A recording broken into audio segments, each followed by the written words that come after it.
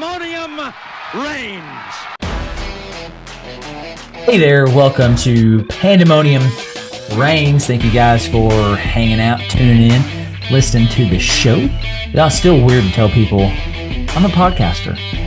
Yeah, it is, isn't it? That's what I do. I don't have a podcast. We gotta be like at the year mark, right? Like, this has gotta be it. It's coming up. We actually owe for our subscription renewal this month, July? No, yeah, in July.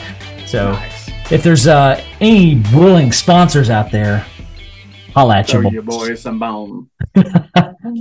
Hey, thanks for hanging out with us. Make sure you like this video, you subscribe. YouTube has really picked up, so we appreciate that. Keep doing what you're doing. We do this for free, so the least you can do is push the button. Okay. Thank you very much. Yeah, thank you very much. So, got some fun stuff for you guys today. At the time of this recording, Tennessee baseball is, I about said kicked off, but that's not the right word. Where are we at currently in this moment, Tennessee baseball? Currently down a run in the bottom of the second inning. Just had an unfortunate situation that we hit into a double play, but we got a base runner once again. We need to get some runs on the board immediately, get to their bullpen, and get this thing rolling. Start pressuring LSU because they've done nothing but hold us to the fire. Well, hopefully in this moment you're watching Tennessee rooting them on, and then you can follow it up with an episode of Pandemonium Reigns. Anyway, thank you guys for tuning in. Hey, we're gonna do something fun today for you guys. Before we do that, news broke today. EA Sports now facing a lawsuit, and I just don't know what this means for the game that we're all excited to. Well, I say excited. I'm not excited. I wait. Yes, with anticipation, but just kind of knowing that they're going to copy and paste from Madden, and that's what it's going to be. But here we are. They're facing a lawsuit because EA Sports decided with this budget, multi-million-dollar budget they had, they were going to play each player on the game $500. And some players came back and were like, that's not enough for my name, image, and likeness. And then you had other honorable guys out there saying, you can pay me nothing. Just put me in the game, right? Yeah. Yep.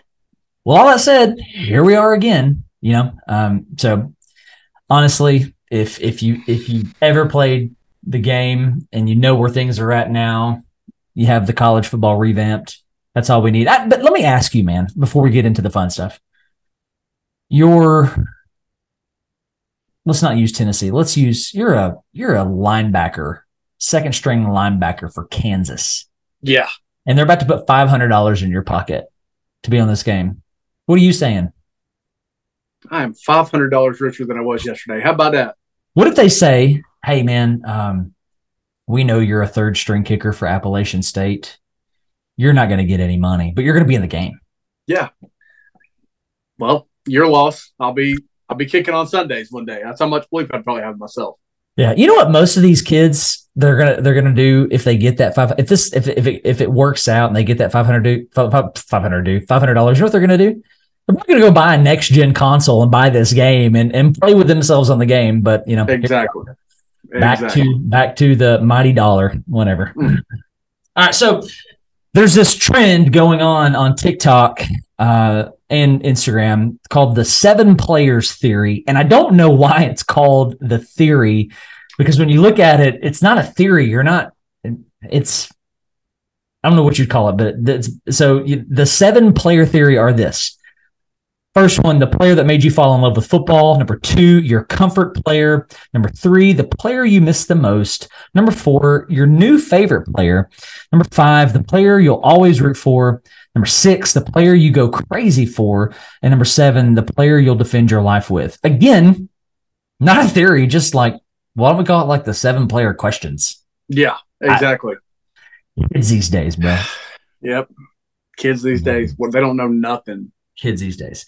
So what I would like to do as we go through this, if we can, let's try to stay away from similar answers, same answers. Okay. Oh, I was actually, mine are so random that I hope we have one that overlaps. Actually, that's how I feel. Now, you're right. That might be the case, but yeah, let's alternate. You go first, I go first, that type of thing. Okay. And that way, if you name somebody that I've got on my list, I'll tell you that's who I had. All right. But then I'll dig deep into the well and see if I can pull out another name from the hat. All right. Sounds good. Sounds good. We can even rotate if you want to. This is for fun. We can. All right. So number one, the player that made you fall in love with football. I hated this question. I did too. No, I did too. Yeah, there's not a singular player that made me fall in love with this game. You know what? That's a basketball question. Is what that is. That's a basketball question. I can answer that one. I probably could too. Yeah, I probably could too. Can we go? Can we say our answers on three? Yeah. Here we go. 1, 2, 3. Michael Jordan. Okay. The GOAT. Yeah. Exactly. So, needless to say, there's not a singular player that made me fall in love with football. There's a team. I mean, the Volunteers, right? Absolutely. Fell in love with the pageantry, the running through the tee, the shade of orange, the dominance that we were when I started watching. But if I had to answer, and the way that I answered this was, who are some of my earliest memories of this? Yes. All right. Exactly where I went. It's like we're the same person. Scary is what it is. Yeah. Yeah. So there was a cliche answer out there, and I chose not to go with it. Okay. Yeah. Okay. I'm with you. But it's a true answer. Okay. So I'm 36 years old at the time of this recording. So that puts me, I started watching as young as, kindergarten, first grade, second grade. Right there. He's throughout that time. But when I think about some of my earliest memories of Tennessee football, I think of Jamal Lewis. Okay. I think of Jamal Lewis. We're in the similar vein. Okay. And it's probably just the age difference. There's only 5 years between us. And that's probably all this is. But I'm thinking back, T. Martin was on the table for me. But I have more vivid memories because I was quite the youngster at that time when Tennessee won the Natty. That for that reason, mine is Travis Stevens. Oh, okay. I love that answer. I love that answer. I'll never forget 2001. Yes. Specifically, obviously. The draining of the swamp. The draining of the swamp. I mean, it's just locked in memory for me. So yeah, I'll never forget that. What a magical run he had. Many runs that he had, but what a magical year he had. That's my answer for who made me. If I had to go with one guy, that's where I'm going. Yeah. I want to come back and make an argument on behalf of Jamal Lewis very quickly because something that I hear, I don't know if you get this, but when the 98 championship team comes up, they say, well, Florida State was playing without Wanky. We didn't have Chris Wanky. Well, you know what? Tennessee didn't have Jamal Lewis. Exactly. And that combination of size and speed at the ball carrier position, it makes a difference. I don't care who you are, what you say. As a safety running downhill and he's coming at you full speed, okay, makes a difference. But you didn't have Wanky, you wanka, whatever. The second one, I'm gonna let you, listen. Why don't you go first on this one? Okay. So yeah. That's what I had in mind. Your comfort player, and tell me like your thought process behind what a comfort player was, like what you thought of. Absolutely, my comfort player. Going back again, right there in the same area, right, same time frame. My comfort player is Casey freaking Clausen. Now, if you'd asked me in real time, I was an emotional young boy. I would have never thought that would have been my answer. Think about it this way. He's the guy that was leading the charge, who was the last true unshaken semblance of Tennessee that we saw before things started to tumble down with 04, 05, Ainge's era that things started to tumble down initially. Road Warrior, baby. Ice water in his veins. I mean, he didn't care. Iceman, fitting nickname there, and he looked like him as well. That didn't hurt. That's my guy, man. Comfort player. He's going to be consistent. He's going to do what you need to do to win, and we did a lot of winning in his time, and that's my guy. I love that answer. So we had a similar thought process there, and I love that answer. I can take myself back to. So that's going to be high school-ish for me when Casey was a Volunteer. But I remember that 03 Tennessee at Miami 10-6 final. And I remember thinking over and over again, gosh, we need to play. We need to play. And like, Casey's going to make a play. Casey's going to make a play. Casey's going to make a play. All right. But it wasn't. I think it ended, we sealed that with a punt. Sean Taylor muffs the punt, recovered by Derek Tinsley. Yes. My gosh, how do I don't. Anyway, whatever.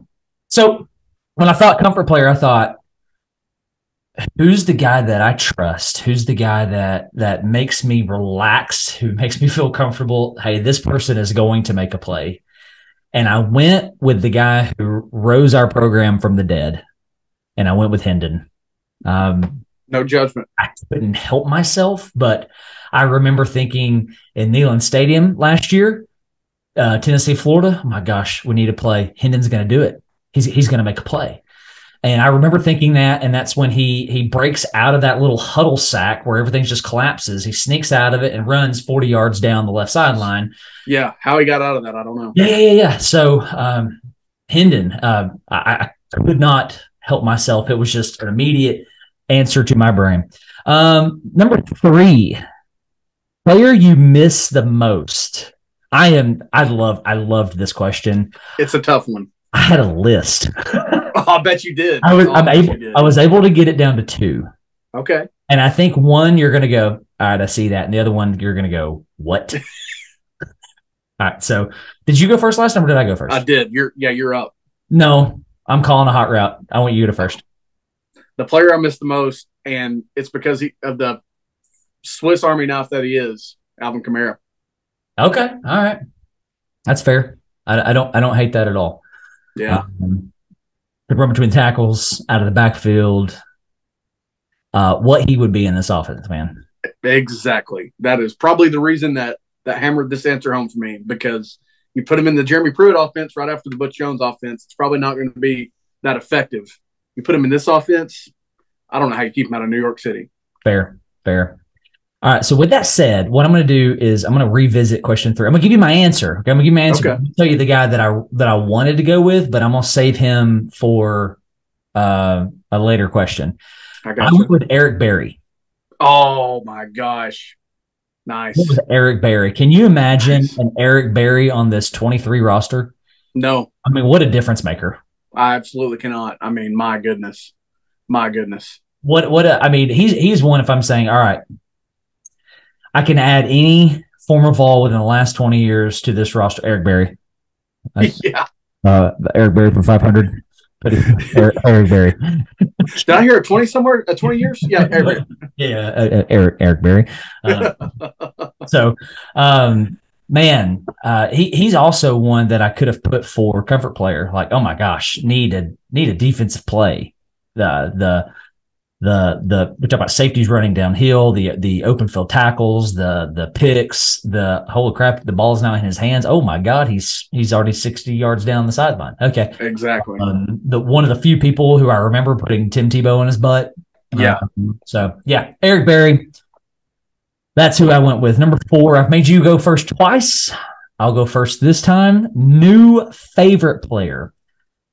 Man, this one was tough for me. This is tough. Are we going to do Are we going to do this thing where you can't repeat the answer? Like, if you say mine, I'll have to dig. If you say mine, I'll have to find someone else. I think I can do it. Actually, there's someone that I want to say here, but I've went with a more logical answer. So, okay. Yeah, for sure. I've got a couple options. Okay.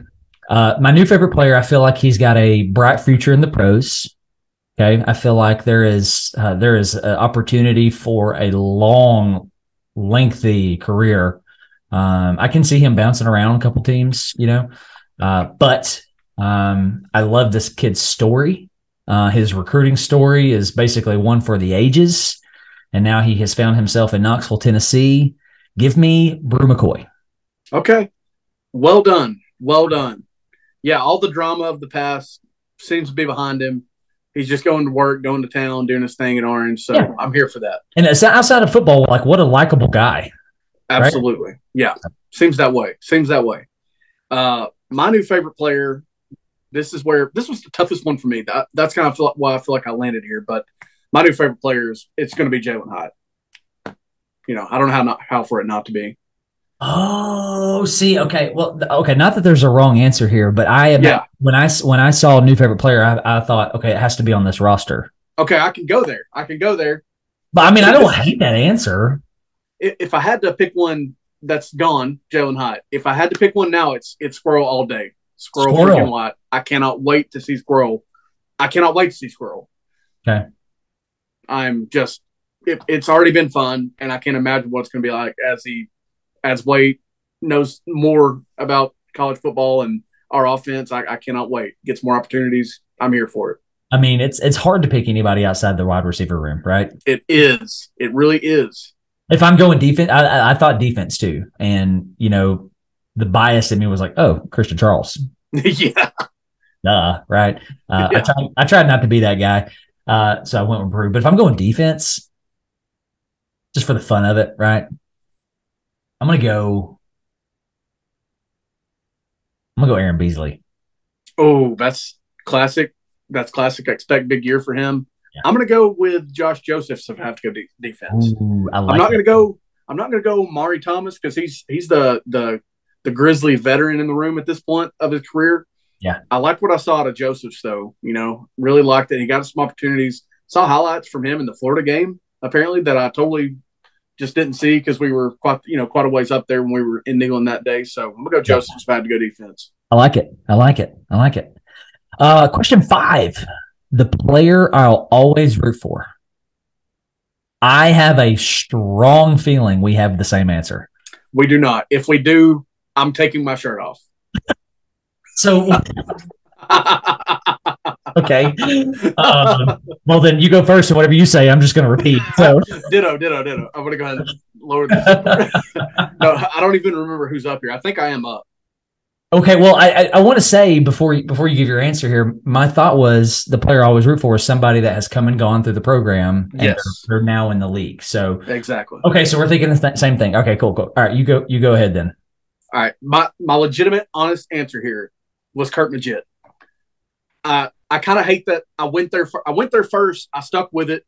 I kind of hate that because the other one that came to mind. I'll say that in a minute. But the reason I say Magid is because of all the freaking injuries, all the adversity. Yeah. And he still finished his career by getting after the quarterback and making plays. After all of the crap, all the Dooley era crap, all of his injuries. I mean, you couldn't slow that guy down, I don't think, unless you literally took his life or something. He was amazing. He's an amazing guy. I've heard him speak recently. Yeah. Love that man. I'm here for him always. That's just someone I'll always root for. And it's so random that my mind went there, but I'm going to stick with it. So it's not even that you're rooting for him as a player. You're just kind of root for him as a person because he's done 100%. Exactly. He had a shot, and I expected a little more NFL opportunity the way that he went down to the edge there late in his career, but didn't pan out. It doesn't matter. Y'all, Michael Walker has a heart. Here he at rooting for the man Kurt Magid, not the player, the man Kurt Magid. If that's not wholesome podcast content, y'all, you're on your drive to work, just pull over and ask the Lord about your heart because I think you have a heart of stone. You got to check in. You got to check in. My answer here, player I always root for, this guy, here's how I answered this. I'm like, all right, if he played on the teams that I can't stand, am I still rooting for him? Yeah, I am. If this guy became a Patriot, yeah, okay, I'm doing it. I'm rooting for him. His college days were quite the experience with being recruited at one position and then arriving and having that changed to being kicked off the team and then brought back on. This guy could play for the Canadian Argonauts, and I don't even know if that's the correct name, but I don't care what he could play soccer. I'm rooting for Juwan Jennings. I feel you. Put him on my Madden team. Give me Juwan Jennings. Give me, you know what? And you ain't JJ. That's his Instagram handle. Go give him a follow. Hey, Juwan, do you want to sponsor Pandemonium Reigns? I don't care. I really don't. He could play on any team that I absolutely like. He could be a Los Angeles Laker. Yeah. No Juwan Jennings, right? Yeah. Yeah. The one that this is where I wish I'd used Barnett, and I didn't. Spoiler, I didn't use Barnett. I didn't use Derek Barnett. I don't know what's wrong with me. I have a condition. I'm gonna get it checked out. But he's the one that I could have said, yeah, man, I'm still rooting for him on the field. I'd love to see him do more in the NFL, actually. It's been a little rough here and there for him in the league, actually. More, rougher than I would have expected. So yeah, went legit. Could easily go Barnett here. I mean, heck, I could go Barnett as my comfort player if I really wanted to. But yeah, that's where my head went, and I stuck with it. Love it. Love it. This one was tough for me. Question 6, and I need you to go first. Okay. No, I will, because this is where I went Juwan Jennings. Oh, okay. He just instilled that kind of when he was in the middle of, like, and I say in the middle Tell of the people the question real quick. Say what now? Let me remind the people the question, because I didn't get it. The question is the player, the player I go crazy for. Yeah. And that's where I go Juwan, because he had that crazy in him. He had that dog in him. And like, he could be in the middle of making a play with like 2 or 3 dudes draped on him. And I also say in the middle of making a play because he didn't do anything very fast, but he did it like at maximum speed, maximum effort for him. Had his moments, like you said, on campus in the process. He had to deal with Butch freaking Jones and Jeremy freaking Pruitt as his head coaches. Couldn't ask for a worse combo. Yeah. I'll go crazy for Juwan. Like you just kind of alluded to, if he just makes a catch out there for the 49ers, I'm like, just feel my blood pressure rising up, my heart rate picks up a little bit. Forget the shirt. Here come off the pants, man. Forget. They're gone. Tequila makes her clothes off? Makes her clothes fall off? No. Juwan Jennings. Juwan does it, yeah. Man, this was tough for me. And I'm still not even really sold or like solidified on one answer. I went through like recapping previous seasons, like what moment in time did I absolutely just lose my mind? Did I absolutely go crazy? And there's one moment where you and I are actually in Neyland Stadium, and it wasn't Tennessee, Bama, and it wasn't Tennessee, Florida. Okay. It was Tennessee, Pitt. Oh, yeah. Pitt lines up to punt, and Christian Charles blocks the punt, and I lose my mind. Yeah. I almost did take my shirt off. I almost did take my shirt off. But I feel like that's a cheap answer because I knew him, So I went, okay, what are other points in time where I lost my mind? And I went back to the Orange Bowl. Okay. And there was a guy who met Cade Klubnik in the backfield on multiple occasions, and I did want to rip my shirt off, and that was Aaron Beasley. There's something about when Aaron Beasley hits you, he hits you. So I'm gonna go Aaron Beasley. Like I want, like it's the type of hit where you feel it for the next set of plays, the next quarter. Like yeah, I think he got into Cade Klubnik's head a little bit, and anytime they went that empty set, it was obvious Beasley was coming and made plays. And I was like, I remember pre-snap, I was like, oh my God, he's coming. Oh, he's coming. Right. And I'm like, here's my shirt. Right. Anyway, so I want to say my heart says Christian Charles, but I'll go Aaron Beasley. That's fair. That's totally fair. I want you to go first here again too. The player I'll defend with my life. It comes down, this player's being held at gunpoint, right? Michael Walker. Yeah. And the killer says, it's either them or you, and you step in the way and you say, take me. This is the dumbest episode we've ever recorded. Well, it just, the bottom line is that we're kind of dumb, but it's okay. We're having fun doing it. We're making it through the off season. That's what we're doing, folks. We're getting through the off season. You're along for the ride. We appreciate it. Max, follow me on Instagram, DTucker06. Yes. I would take the bullet for Hendon Hooker all day, every day. This is because of the draft process. This is because of, and that's where I feel like I did defend it with my life, actually. But I mean, this is the resurrection of the program, the most semblance of a resurrection that we've had since we've been down. And my gosh, I would take a bullet for him. I'd take a knife for him. I mean, I'd step on a grenade for you. You know what I mean? Come on, man. I think that's what Bruno wrote that song for. So, yeah. What's funny is I don't know that Hendon never crossed my mind for this question. I don't know that he did. I mean, I would. I'd catch a grenade for you. Yeah. Especially if he's throwing it. Did you hear that? You hear that Dan died? Yeah. You hear he went out and caught a grenade from Hendon Hooker. Oh, whatever. Anyway, so my guy, my answer here, player I'll defend my life with. This guy came in to the University of Tennessee with a lot of hype, blue chip recruit, in state. Everybody wanted him. His career did not end the way that, my gosh, anybody would want a career to end, period. Ends up transferring out, ends up switching positions, ends up trying to go pro at this position. And the reason I bring this guy up is because in his time at Tennessee, he was known as a halfback who really didn't know how to run. He just made contact and fell forward. From this is the statement from other fan bases, and I just could not disagree more. And this is why this guy comes to my mind, because the player I'll defend my life with, I'm like, why does everybody not see this the way that I'm seeing it? Is the way that I thought about. Oh, I just bumped the microphone. The way that I see this question, and that guy's Jalen Hurd. I thought this guy was one heck of a halfback, especially when you began to pair him with Alvin Kamara. Was he handled in the right way? No, he wasn't. He was obviously lied to by that coaching staff that he would get more eye back looks, stuff of that nature, and didn't get any of that, and was on the brink of being the school's all-time leading rusher. And here other fan bases are saying, man, he's not a halfback. He's not good. He absorbs contact and falls forward. Pretty sure that's what was said about him. And I just like, what are you watching? Yeah. That doesn't make any sense to me. No. I still like this guy as a person. He seemed to, once during his time of transferring, have like a mental shift, almost change of personality. Man, I would have loved to see him finish out his time at Tennessee. I hate the way that it ended, but you know what?